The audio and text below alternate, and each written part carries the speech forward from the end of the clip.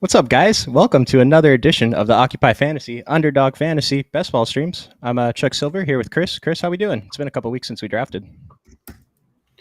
Chuck, happy to be here on a Wednesday evening to talk about NFL best ball with you. Not just any old Wednesday evening, Major League Baseball All-Star break. So not a lot of sports going on. Obviously, people probably sweating some PGA bets, maybe some daily fantasy sports lineups, pick 'em slips here on Underdog contest for PGA that they might be getting prepared for. But otherwise, it's full steam ahead into the NFL season. NFL training camps by the time we do our midweek shows next week will have opened. So the news is going to start coming in fast and furious here. Oh yeah, we haven't really had tangible news in the last couple of weeks. We got some info on Kamara, I guess, with his case. Now people think he's not going to get suspended, but like the NFL can still do what they want, even if it wasn't, as bad as they thought it might be. Yeah, a lot of legal opinions obviously out there on Twitter, big business fantasy football, but the reality is the NFL justice system comes down to whatever the league office decides is best for the infraction is what they will enforce. There probably will be some kind of discipline there, Chuck. I'm not going to speculate on exactly what it will be. I will say that I do think Kamara's ADP might start to tick up a little bit because I think we avoided worst case scenario with this. He's not facing any jail time or anything like that. But beyond saying that, I'm just not sure what his season is going to look like. So I'm not going to speculate any further. Are you over 8% on Kamara in your exposure so far? I think I have 0%. So I'm under. I'm more interested in taking him now that we have a little bit of clarity. I do think he'll obviously be available hopefully in the latter half of the season. It's just a question of at what point is he going to be able to play. I do think the risk is priced in enough here around pick 100, goes 101st right now, where I'm willing to take some shots now. You feel the same way? You feel differently? Or what do you think? Well, the thing is, like, he looked like a good value when he was there around pick 100, but why am I going to pick a guy? Maybe he doesn't play at all. I think I have 2 or 3% overall. I've been taking a lot of Kendre Miller and Jamal Williams. I'm going to stop doing that. I'm still going to take them here and there, but not like I'm over the field on both of them. I don't know if I'll still be there by the end of draft season. We will see how we both net out on Kamara. I think we're going to be sharing some of our exposures here on the staff on the Occupy social channels soon. So it'll be kind of interesting for those of you who've been following along with us to see where we are starting to land on some of these players. We are going to draft a Best Ball Mania 4 here on this show tonight. We'll do that in a second, though. I know that we wanted to cover a couple of the new contests that got posted here by Underdog to kick off the show tonight, Chuck. And honestly, it's the same contest, just 2 different lobbies now for the puppy. We've got a slow draft specific puppy, Chuck, and a fast draft specific puppy. Same size, same payout structure. Have any thoughts on attacking this? Pretty similar format to Best Ball Mania 4, just obviously at a lower price point. I think it's great if you prefer slow drafting, because then you're not competing against the fast drafters and everyone's on the same playing field. One thing I was wondering is if maybe the ADPs were going to be slightly different. In typical drafts, you'll see certain guys just fall a few picks past ADP pretty frequently, and then sometimes in a fast draft they just get auto picked because they're the next guy up. So I wonder if they have separate rankings, how certain guys might be a couple ADP spots off just due to not being auto-picked anymore.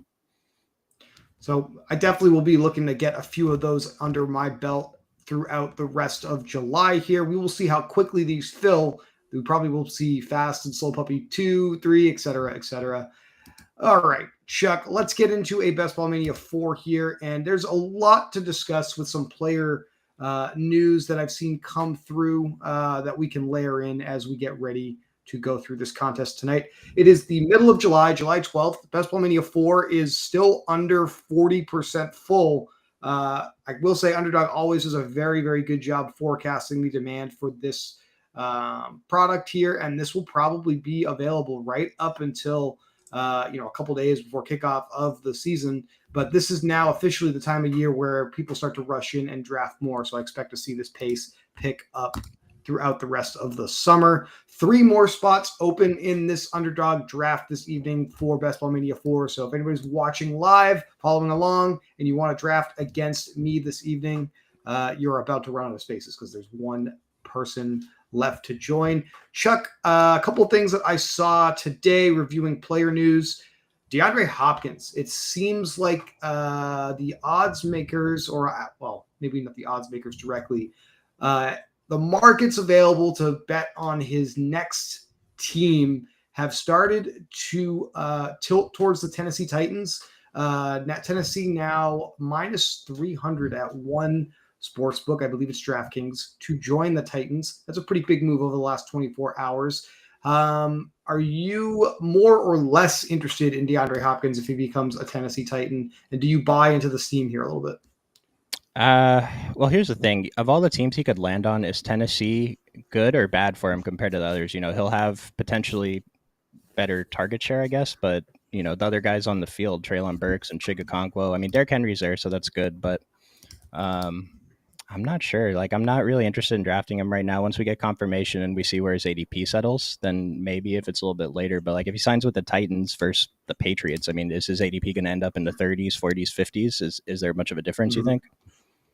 I don't. I do think the Patriots probably a little bit of a better landing spot. I kind of use a cliche, but definitely less competition with the Titans. One of the rumors out there that I think obviously is not reflected in that market to kind of wager on where he's going to land is that he may be waiting to see if Kansas City clears some cap space to make him an offer. Obviously, that would be the best place for him to go, but I think that's a very low percentage outcome at this point. We got the second pick overall here, Chuck, to kick off this draft. I think I am going to just not overthink that. It's going to be either Jefferson or Chase here. Something that I saw that was very interesting from a couple of different drafters in the contest I've been doing over the last few days.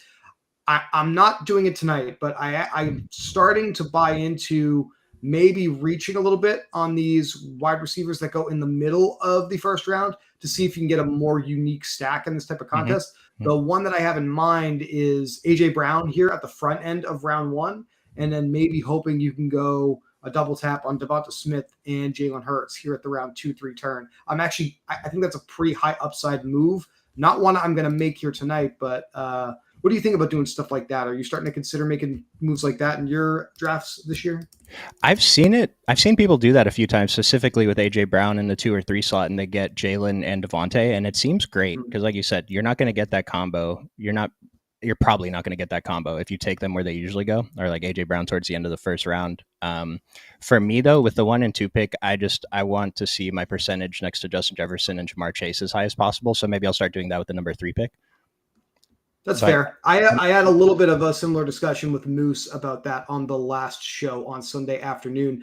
I know that obviously my pick variance and what I get here in the first round is not necessarily going to go the way I want it to throughout the rest of the summer. So I am just trying to take these players sort of in the order that they're expected to be taken, because I feel like that's how I'll get the most amount of these players on my lineups. One player in the first round I'm having a hard time getting to. We've talked about this a couple times. Austin Eckler, I'm not as interested in him as some of the players that go around him here. Maybe that's a leak in my process, but otherwise I am trying to get everyone else here. I'm on the same page with Austin Eckler. It's a tough click. I'd rather have a receiver than I can get the second round running back who I don't view as that far below Austin Eckler. So pretty good room thus far. Only a few badges in here tonight on a Wednesday. All right, we got a little bit of time here. I'll leave the board up for the people to look at as it develops. Let's see. You give any credence to the Indianapolis Colts owner, Jim Irsay, telling the media this week that there's a chance Gardner Minshew, quote unquote, could play better early on this year than Anthony Richardson. We know Irsay is one of the more involved owners with his football operations department. I wonder if I don't believe this is him demanding Minshew opens the season as the starter, but it obviously at least leaves the door open. Are you concerned about Anthony Richardson at all now? So I haven't been getting to that much Anthony Richardson because there's two sides to it. People that think he's going to break fantasy, and then people that think he's a rookie who runs, and maybe he'll have a decent floor, but it'll be tough. I don't know. I see his ADP sliding a little bit, so I've been more interested in taking him, especially if I have Pittman, who's also sliding. I don't know it, because to me, it's more, even if Minshew starts the first 4 or 5 weeks of the season, I don't care. I'm going to have another quarterback or two on my roster. And as long as Anthony Richardson is starting during week 15, 16, 17, that's what I care about when I'm drafting him right now. Right. We're not drafting any team with only one quarterback on it. We're on the same wavelength here. I'm still interested in some Colts allocation here. I'm a little more interested in Richardson like you are at his current price. I felt like it was getting a little aggressive when he was going ahead of Tua Tagovailoa, getting pretty close to the Deshaun Watson ADP, but right around pick 100 is definitely palatable. Okay, so quarterbacks started to come off the board here. Mahomes and Allen back to back. All right, so I've got a couple of options here. I do very much like Tony Pollard, Derrick Henry, Ramondre Stevenson, all those running backs here. We've got weeks 15, 16, and 17 with the, as Pollard comes off the board. So that makes my decision for me. I'm going to try to get the Chiefs stack here right off the bat with Chase and Higgins. I feel pretty good about that. As I was about to finish saying, we've got the Chiefs in championship week and then the Minnesota Vikings and Pittsburgh Steelers, respectively, in each of the other playoff weeks for the Bengals. So those are the teams I am looking at throughout the rest of this portion or the whole draft, but specifically early here to maximize those matchups. Yeah, one thing I'll say about the correlation is that my exposures, I showed them on stream with Brian last time, they were not concentrated. I only had a few guys above 20% and no one above 30. When typically I'll have a lot more concentrated ownership, and I think it's because I'm going for the correlation over taking my guys, if that makes sense. And so the past couple of weeks I've been trying to focus on get more of my guys, and I'm noticing I just don't have that same correlation at the end of the draft. So I'm not sure if I'm going a little bit too far in one direction, if I need to find a balance or what, but I'm definitely more overweight on my favorite players looking at my own exposures. My highest owned players, I've got about 30 drafts under my belt now in this contest. My highest owned players between 40 and 50%. Closer to the middle rounds is where I usually am selecting those players, Chuck. Yeah. I feel like that's wrong. I feel like I want to be a little bit more spread out like you are, have my top owned players be in that 20 to 30% range. So I feel like as I get closer to 50, 100 drafts, I'll probably see my raw allocations look more like yours. What I'm starting to look at, though, are the players that I don't feel like I have enough of. The Chargers and building out that offense is one I'm looking at. The Jacksonville Jaguars, I don't feel like I have enough of. Just this is big picture stuff. I'm still draft by draft trying to get the highest upside roster I think possible, but these things are starting to influence my big picture outlook on how I'm attacking contests. Why Ramondre Stevenson here really quickly before we continue. My RB1 in my projections this year, personally, I'm really high on him at this point. And there is some correlation with the Chiefs in fantasy playoff weeks this year. So he should correlate with any Chief I add to this Bengals heavy build. So that's why I liked Ramondre today. Ramondre's been the guy I've been targeting. At first, it was Josh Jacobs. Well, it's Tony Pollard if I can get him, but from those three in the third round right there, Ramondre's been my target recently. If I could be over on those four guys and Nick Chubb, I'll be very happy. And as I see them come off the board, just to stick with the train of thought I just had last riff, Lamar Jackson and Mark Andrews, two guys I don't feel like I have enough of. It's pretty hard, obviously, where they're going here on the board, I think, to get them together without reaching a little bit. And that's probably why I don't really have enough of them in my portfolio. But I know at the end of the summer here, if I don't have at least that 8% number of those guys, I'm going to feel like that's pretty bad. Well, along the lines of reaching for that Eagles stack idea, kind of the same thing. I've seen the one slot and two slot do it a few times where they'll take Mark Andrews and Lamar Jackson. And yeah, you're reaching, but you're not. It's like I think I've gotten that combo at the 3-4 turn naturally one time since the draft season started. So you're just not like, sure, some guys are going to have it at the 3-4 turn, but I mean, 1 out of 50 drafts maybe. And so doing that, and it's a unique combo, like you're reaching a bit, but like along those lines too, I think elite tight end I've been ignoring a little bit too much. I want to start adding more Andrews, Kelsey. I'm way over on Waller, but Kyle Pitts, like all these guys, I think are getting a little bit too low in ADP now. They're dropping too far, and they're now values. These wide receivers are just going tonight. This is unbelievable. It makes me feel good because I tend to draft wide receiver heavy when we do these shows together, Chuck. I know you do as well. But what also makes me feel good is to see some of the players that you and I hit on at the very beginning of our streams this season start to price correct a little bit. Number one being Terry McLaurin here at pick number 37. I feel like we've done several shows where we've talked about how his price just felt way off. That's about 7 picks ahead of where he goes now, but I don't hate it at all at this turn. Like I said, just makes me feel good. It feels like it validates the thoughts that we're having on these shows for me. Oh yeah, and like getting these mid-round, early-round guys at the ADP values versus a couple months ago is great. A lot of my ADP values were coming from the like backup running backs, I guess, in the 130 to even 200 range. All those guys are up, a round or two, and that's an advantage to drafting early. You get the ADP value, but I think we'll probably end up talking about it a little bit more. But training camp opens up pretty soon next week, I think, and so we'll be getting more people get hurt in training camp, and so stuff's going to shift around, and you're either going to feel really good or really bad. So we love when this happens. Someone has no reason to take Joe Burrow; they take him ahead of me.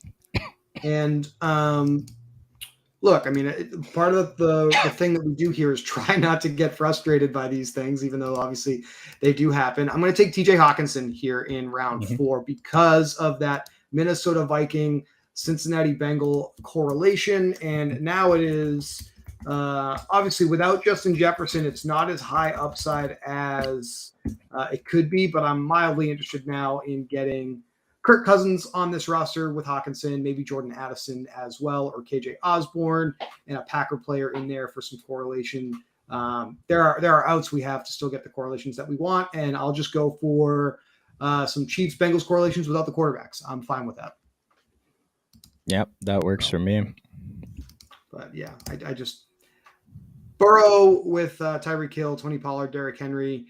I don't know how I know how I feel about that. I don't think it's a very good start from a correlation standpoint. Obviously, all very good players. I feel like double tapping running backs there means probably need some more wide receivers. If it were me, that's a very early spot to take Alexander Madison, by the way. All right, so I'm not going to overthink this a tremendous amount now.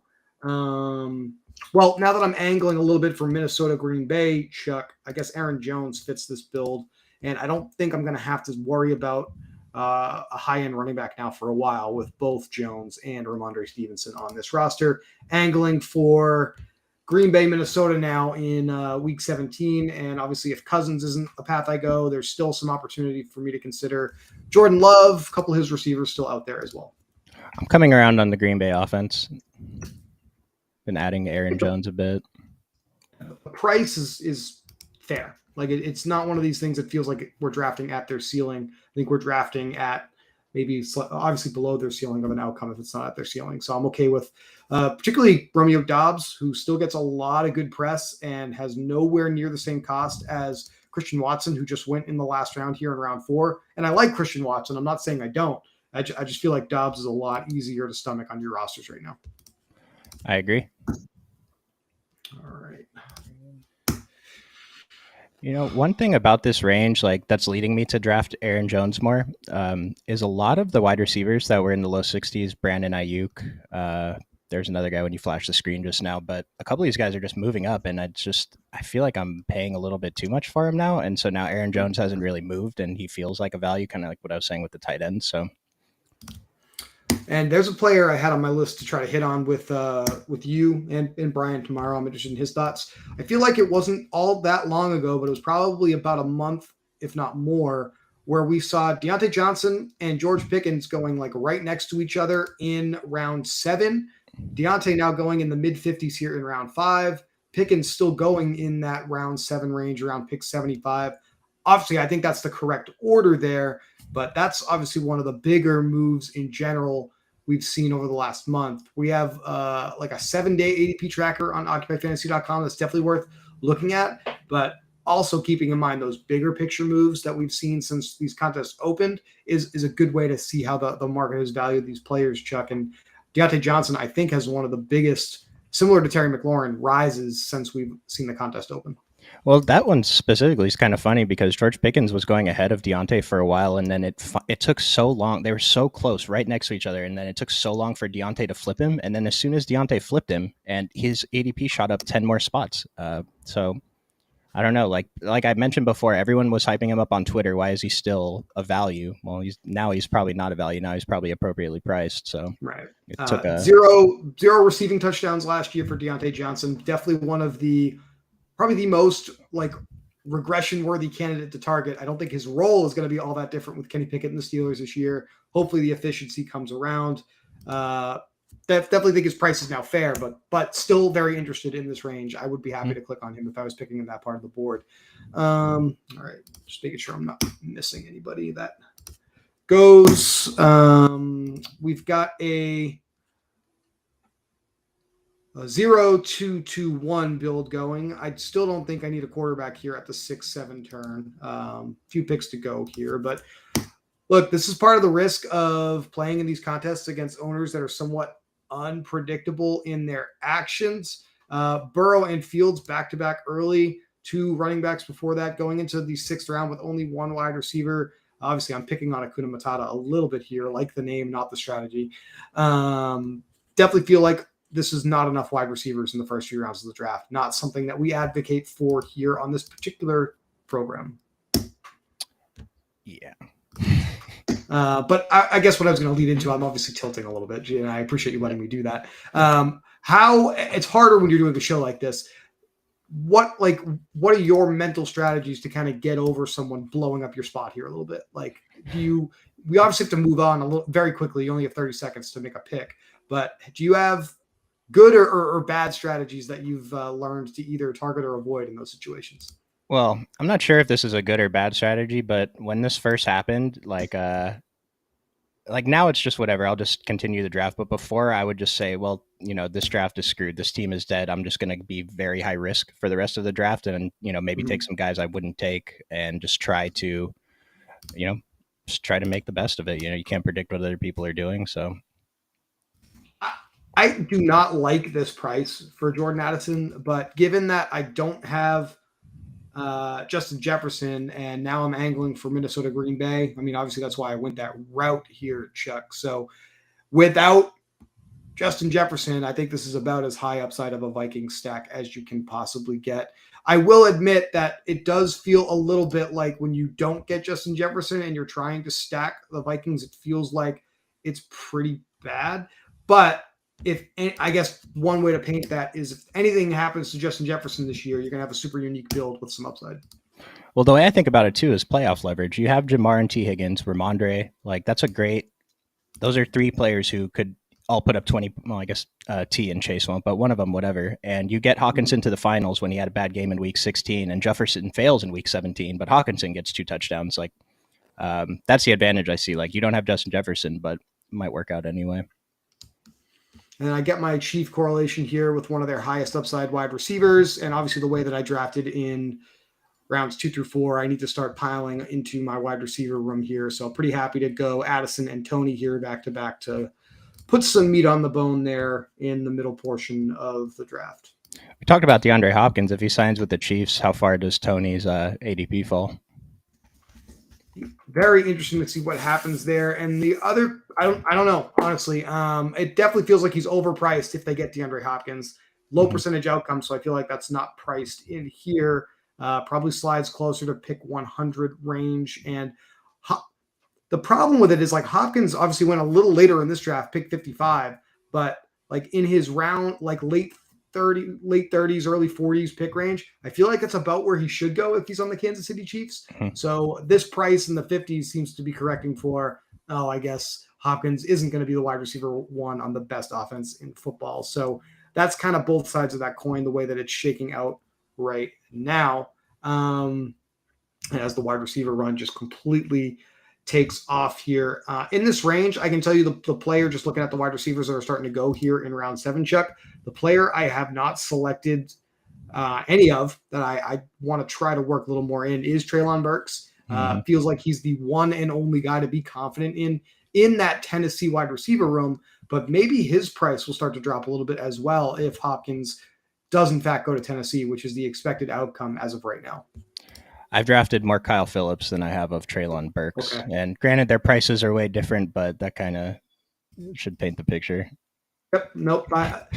In general, Chuck, we're on the same page. I'm not very interested in Tennessee. It feels like one of the lowest upside offenses, I'm afraid, to be invested in this season. So same page for sure.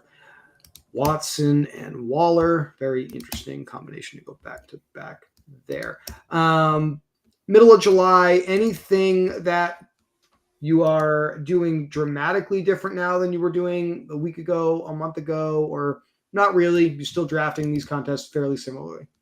I think I'm focusing on the second and third round running backs. Like I have been all draft season, but I think I'm doing it a little bit harder because I've convinced myself that when the more casual drafters come in about a month, their ADPs are going to jump up a few spots, and so I think I'm drafting these running backs at a value, Ramondre, Derrick Henry, Pollard, all those guys, where I'm skipping on the wide receivers. But if they end up falling a couple spots towards the end of the draft season, then I'll start taking those guys more, and I feel like I'm getting the best value of both. I could be wrong, but it's like they're not going to drop anymore, the running backs anyway. So How do you feel? We've dug into this a few times, but Moose and I talked about it on the last show, so I guess getting a third voice to speak to it. How do you feel about the prices right now on this? Uh, Obviously, they're very different prices, so I'm going to exclude Dalvin Cook, but the Ezekiel Elliott, Leonard Fournette group of running backs, are you targeting those guys still at all? Because it feels like in their ADP ranges, right? Are they a little more likely if they get the playing opportunity to contribute to your starting lineup than some of their peers being drafted around them? Or are you avoiding those guys at this point? I like the way you worded that. All the backup running backs I've been drafting around them. I haven't been drafting those guys recently, but like all the backup running backs around them, like their starter goes down. Like these guys, I mean, I saw a video of Ezekiel Elliott running like a monster last week, so I mean, I imagine that they're still serviceable. And it kind of makes sense to start drafting them a little bit because if they sign, you're going to feel really, really good if you have a bag. But if they don't, then you're screwed. And the thing is, even if they don't start the season on a team, if they sign by midseason to replace an injured player, then that's still a great outcome. So, have you been targeting them much? Are you thinking about I it? have none of Elliott, none of Fournette. So no, I have not been. But I think Moose kind of talked me into it a little bit. The unpredictability of the situation might be an advantage in this type of contest format. Once we find out where they are going, obviously that's probably going to change their price a little bit and make it a little harder to acquire those players. But like someone like Elliott, not Elliott's ADP, I can pull up on the screen here. We're live on the show. Around 177 overall, Chuck. I mean, we're talking about running backs like Raheem Mostert with the Dolphins or Jeff Wilson with the Dolphins, Chuba Hubbard with the Panthers, Gus Edwards with the Ravens. That's his range. Yeah. I'm kind of talking myself into Elliott may have more upside than those guys. I don't know where he's going to be playing this year yet, and that's the problem, obviously, right? But he probably is going to be playing somewhere and probably has more of a chance to be a frontline starter than those guys I just mentioned. I mean, the day he signs, his ADP is going to start to jump. It's just a matter of how much, depending on where he ends up. All right, so we're at the round 8-9 turn. I did take Cortland Sutton from the Denver Broncos in round 8. There is week 16 correlation with the Vikings with the Broncos. So that was the main reason I was interested in that there. And I am going to take Kirk Cousins, one of the stars, Chuck. I haven't watched any of this yet. There's a new Netflix series out about quarterbacks produced by, I think it's Peyton Manning's television company. I'm kind of interested in looking at that. It's a look at the 2022 NFL season through perspective of three quarterbacks: Kirk Cousins, Patrick Mahomes, and I think the other one is Marcus Mariota. Probably an interesting thing for those of you who starve for some football content here in mid-July. I saw a few like memes, jokes, whatever about that on Twitter. I didn't get why Marcus Mariota's name was being thrown in, but that makes sense now. I haven't seen anything about that program. I think it's honestly it's just a documentary about their experiences going through their past NFL seasons. So if you're into that type of stuff, Yeah. seems like it's a little Hard Knocks esque, just obviously a year later and focusing specifically on the quarterback. I know I'm going to watch it. I haven't watched it yet, but just on my mind because obviously Kirk Cousins is one of the main characters of that documentary. Kamara going right at ADP cost tonight, Chuck. I did think about it a little bit, but just given the running back start I already had, I didn't need to get him here. I wanted to get my upside 3-1 stack with the Vikings and the Packers out of the way. No, I like it. All right. And I do like the Broncos and the Chargers as a game stack. I'm coming around on that. It's not going to happen fully in my roster tonight because I didn't really get any of the high-end Chargers to pair with Cortland Sutton. But that Denver side is still one I'm very interested in. They feel like they're a little underpriced other than Jerry Jeudy. Obviously, just took Cortland Sutton here, pick 95. Russ Wilson still goes around pick 130. Starting running back Javonte Williams went pick 88. That's right around his ADP range. Feels like with all the changes there, the Broncos are an offense I want a little more of this season as well. Yeah, Brian talked me into Javonte a little bit more. I was off him last year. I thought he was going too high at pick 30. And then, I mean, if he plays this year, he's obviously a smash at his ADP. But I'm not touching Samaje Perine, though. Are you drafting him at all? I have none of him either. So I don't know if that's good or bad for us, Chuck, but we're on the same page there. I don't see the upside there. I don't think he's a true 20 to 25 touch a game guy, even if there's an injury to Williams or Williams is not like super ready to go. I don't think Perine has ever really proven to be capable of being effective in that type of role, at least when he was with the Bengals anyway. So we'll see how things shake out there. Got a little bit of time until I'm back on the board. Probably a good time to plug our ADP tracker again and looking specifically at the change over the last week. It's been talked about on this channel a bit over the last couple of shows. Tim Patrick from the Denver Broncos is still the highest riser over the last week in ADP. Seen his ADP go up about 10 spots. Behind him, Chuck, a couple of other puke-inducing wide receiver names. Devontae Parker with the New England Patriots up about 8 spots in the 17th round. Nico Collins, one of our favorite wide receivers in the middle rounds, up about 7 picks. None of these names are super surprising to us, I guess, other than Devontae Parker, because we've been talking about them extensively on these shows. Anything about those moves that stands out to you as good or bad at this point, or you look at that information as confirmation that we should still be taking those players, or what? I don't really have thoughts of my own. That's why I'm asking. I look at it as more as confirmation that taking them a few weeks ago before the ADPs caught up was definitely a sharp move, and we did very well to do that. It's just, are we still drafting Nico Collins at 125? He's one of my most exposed receivers, but most of my picks for him were after 140. Same with Kenneth Gainwell. Most of my picks were in the 170, 180 range. Like Deontay Johnson, I think my average ADP was like 69 or something. So it's like I'm paying a higher price now, even if they were mispriced before. So I don't know. It might be a mental block that I'm having a little trouble still clicking on them. Taysom Hill was the one that surprised me here. I don't get it. Like for the weekly winners, I actually understand grabbing Taysom Hill a little bit more, and maybe that's affected his ADP here because his ADP is higher over there. But he's not the play he was last year. I know he's paid a lot of money, but the real, yeah. I'm more interested in his teammate at the same fantasy position, Juwan Johnson. I feel like he's the higher upside play. That's just where my head is at there. We are on like a lot of things, Chuck, on the same page, do a lot of shows together. It seems like we think pretty similarly. All right, let's see what this gentleman before me does here. Then I can talk about what I'm thinking about. Chig at 118 this is his range. There's nothing wrong with that. I am going to get Romeo Dobbs, I think is who I want. Well, I've already got Aaron Jones. I don't want too much exposure to the same game in week 17. I feel like I've got a lot of Antonio Gibson, Chuck, so I'm going to take Brian Robinson as a little bit of a hedge against my own exposures, but he slid a little bit by ADP, so I'm fine with that here. I think I might have 1% of Brian. I kind of felt the same way. He dropped 10 spots one time. I'm like, all right, I have all the Antonio Gibson. Let's get one piece to hedge with. That's basically what it comes down to for me with running backs like Robinson that I haven't been drafting enough of. And if Dobbs is still here at 122, then I can go that route. I'm fine with it. It gets me 6 wide receivers through 11 rounds. And that's frankly, that might be a little light compared to what I usually am through this point in the draft, but that's fine.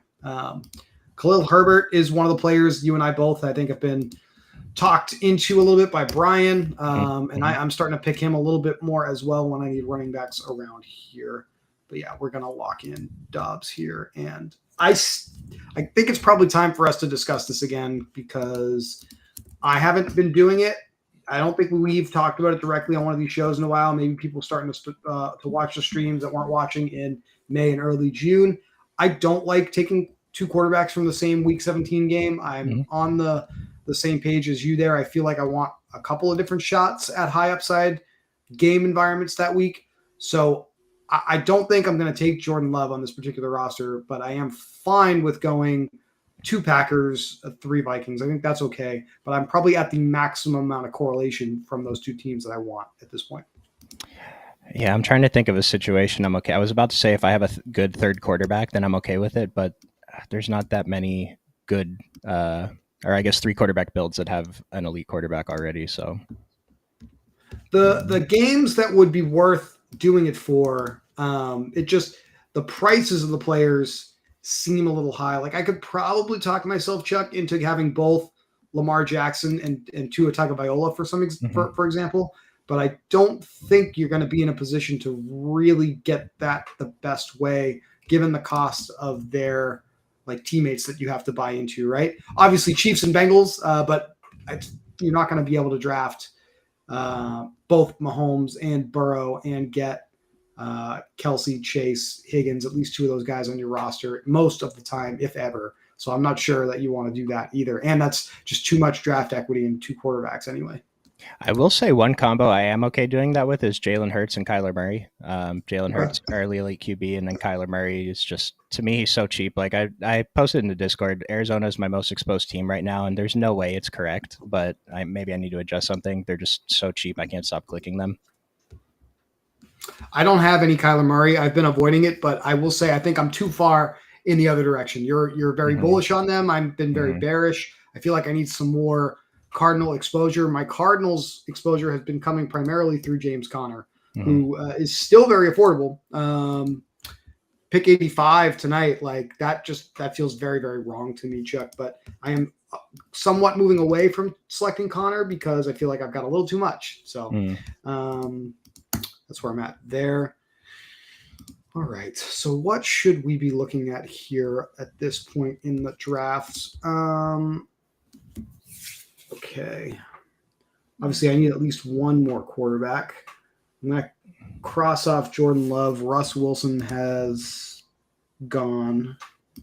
I don't really have direct correlation with any of the other wide receivers on my roster with any of the remaining quarterbacks. So got to think about this somewhat intelligently. Maybe draft a couple of assets that pair with someone left, like, maybe Nico Collins would have been a little bit of a better choice than Romeo Doubs just because CJ Stroud is still out here, but I'll figure it out, Chuck. I'm not super worried about this. The tight end run begins, 3 out of the last 4 picks, and then are you still in a void on Jerick McKinnon? We talked about that about a month ago as well. Feel like the price is too high, or are you back in on Jerick McKinnon at this point? I'm pretty much only drafting him if he falls at least a round or two. Because one thing I wanted to talk about was Sky Moore's ADP is up to 110, and it was, I don't know, like 150 when this contest opened. It seems too high, and someone made the argument on Twitter.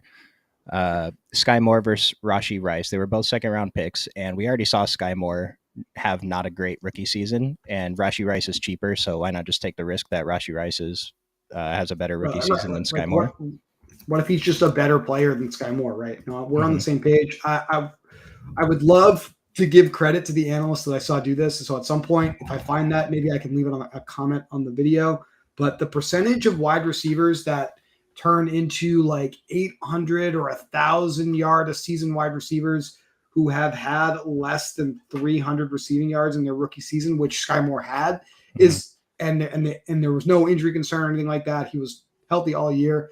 I guess I'm not saying this the right way. Guys who have the low production that Moore had in year 1, they don't typically spike in production year 2, year 3 in their careers. They might get a little bit better, but their careers tend to kind of flame out most of the time in the NFL. Obviously, there are always exceptions to the rule, Chuck, but that's my primary concern with Sky Moore. I know he's a talented player. I don't know if the opportunity is ever really going to be there for him to turn into the player that's worth the 110th or higher overall pick. Yeah, like I said, I was picking him a bunch before, and now there's just No way I can click on his name anymore. I'm just gonna take Rashi Rice or Richie James. All right.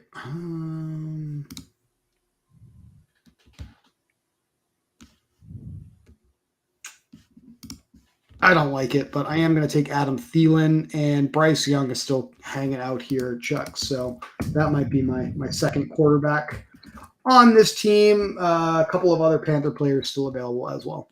I think that's the best late stack. Houston used to be a really good late stack too, but Nico Collins and Dalton Schultz both moved up, so it's tougher to get. And I don't love Adam Thielen this year, but I'm getting him at cost. And I just feel like I probably need more Panthers than zero Panthers, Chuck. So that's the primary reason I'm kind of interested in it. Okay.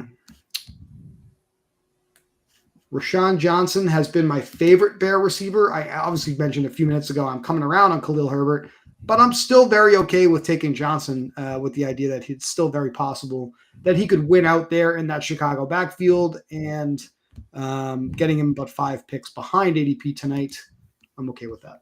If you looked at my maybe it's not Underdog, but the other site. If you look at my exposures, you'd think Roshan was one of my favorite late round picks, but it's just I'm going zero RB so much, and I think he can start, so I'm taking him. Like this range, Devin Singletary, all these guys, I'm way over on all of them. Some of your highest exposed running backs here on Underdog, Chuck. Kenneth Gainwell, Tony Pollard, Devin Singletary. I guess I could talk about Devin Singletary because this is his range. I've got none of him. Is that another situation there? It's just you get so many zero RB builds. He's one of the guys that's there late, or do you have a player specific take there? I think he gets snaps every single game, assuming he's healthy, even with Damian Pierce on the field. And so for that reason, yeah, it just guaranteed points every week. Like even if he only gives me 6 or 7, it's still way better than a 0. And I'm so strong at receiver usually that it makes up for it. Like maybe I'll try to find a few drafts where I'll go back into certain weeks and you can still see that even though my running backs barely scored points, my receivers went off and I still scored the most points in the league that week. So maybe that'll be a good thing to illustrate to our viewers, especially people that haven't played best ball before. It helps visualize the scoring. I'm just trying to talk about some players that go around this range, pick 150 or later in the draft. We are all, and by we, I mean you, myself, and Brian Jester, extremely highly exposed to these cheap quarterbacks. I know your highest exposed quarterback, Kyler Murray, just talked about him a few minutes ago. Mine, Chuck, we've talked about the Tampa Bay Buccaneers and their prices being too low. Mine's Baker Mayfield. And I believe Brian's is Mac Jones with the New England Patriots. And I think it's the same idea. It's not that we think these players are going to be better than Patrick Mahomes and Josh Allen of Joe Burrow. Of course, we don't think that. It's just their costs are so low, and we're drafting high upside running backs, wide receivers early and often. So we end up taking these late round guys more often than not. And Chuck, even though obviously rushing production from some quarterbacks like Hurts and Jackson have started to displace things in fantasy football a little bit, I do still think the overarching late round quarterback kind of philosophy is still a very, very valid one. Yeah, I've been going elite quarterback a little bit more this season, and it's mostly just thinking about the upside for the playoff weeks. But like the winning quarterbacks last season were Tom Brady and Daniel Jones, so it's not completely necessary. All right. If the winning quarterbacks this year, Chuck, are Baker Mayfield, Kyler Murray, and Mac Jones, I would think that all of us leading the streams here on the channel this season will have done very well this upcoming NFL season. So that's definitely what we're rooting for.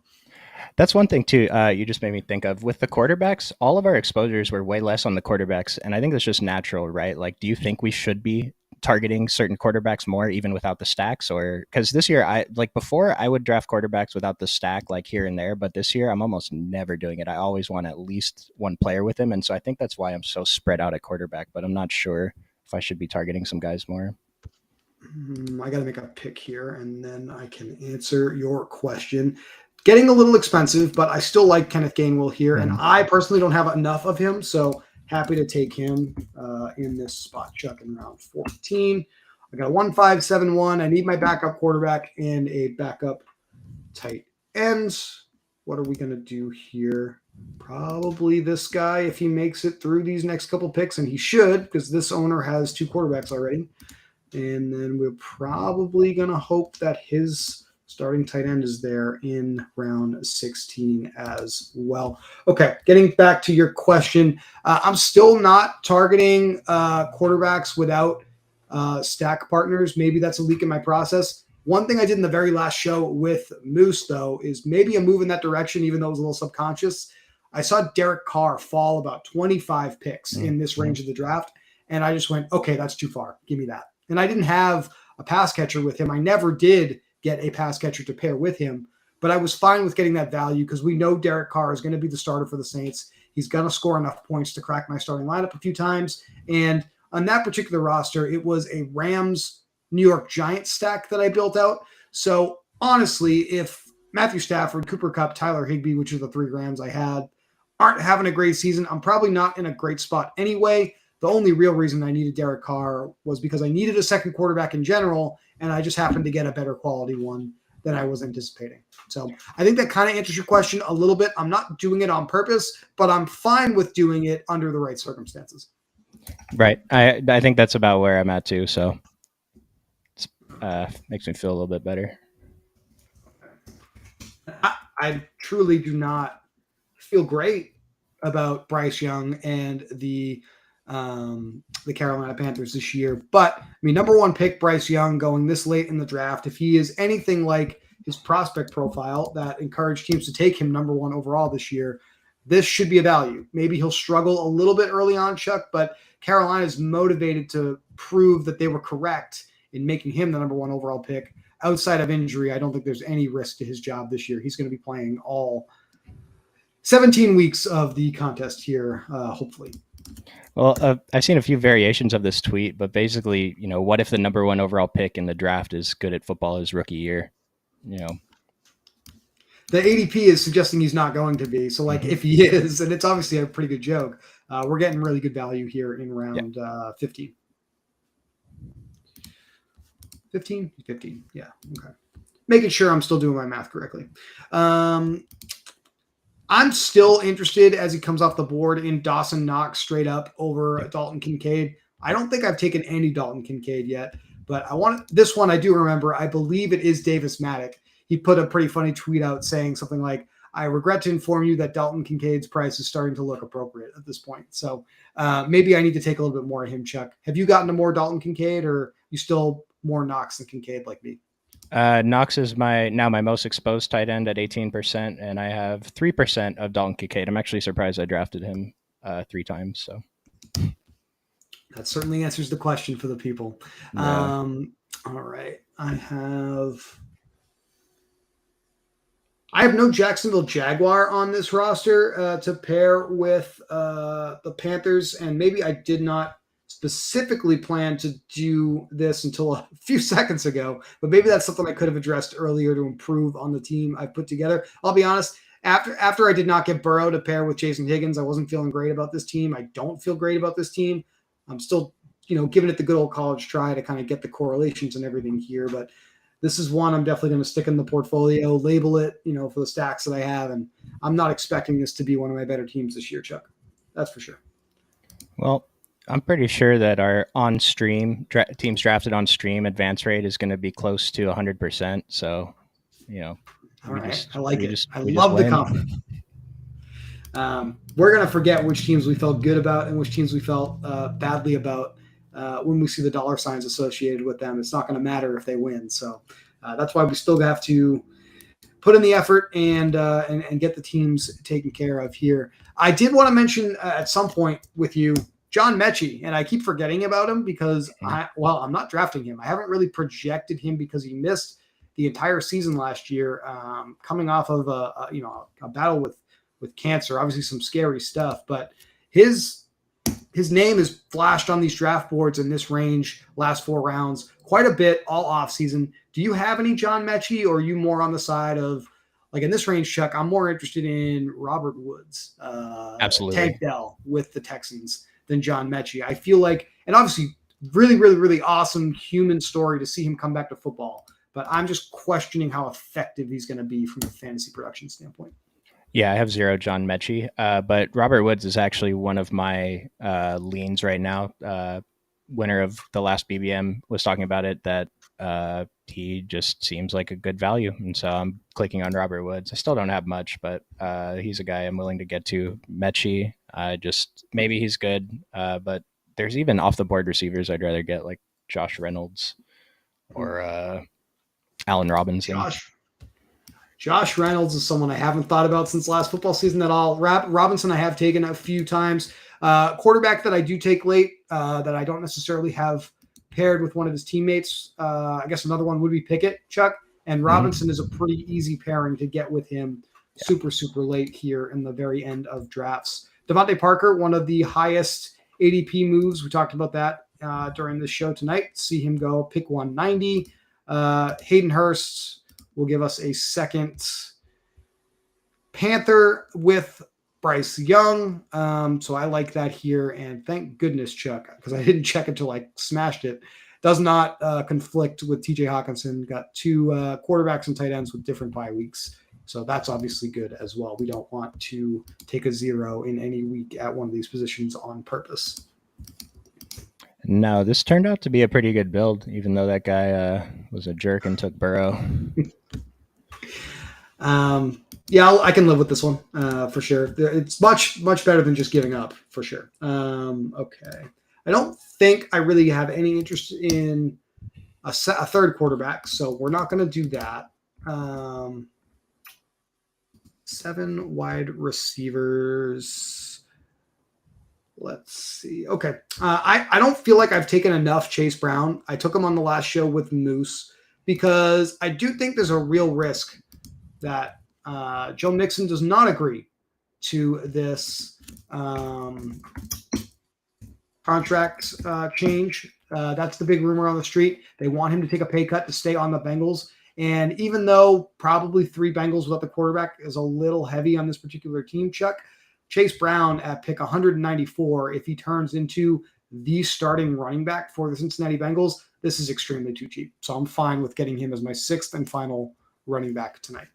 I talked about this specifically with Brian on my last stream with him, and Chase Brown's the only backup running back I've personally drafted from the Bengals, so I haven't gotten to the other guys yet. But I was listening to one of the pods, can't remember who it was, but it was just talking about this. Kind of happened last year with, I think his name was Chris. It was Chris Evans last year, right? Versus Samaj Perine, and everyone drafted Chris Evans thinking he was the backup. And if you went off the board and took Samaj, then you got, the value you were hoping you were going to get from Chris Evans.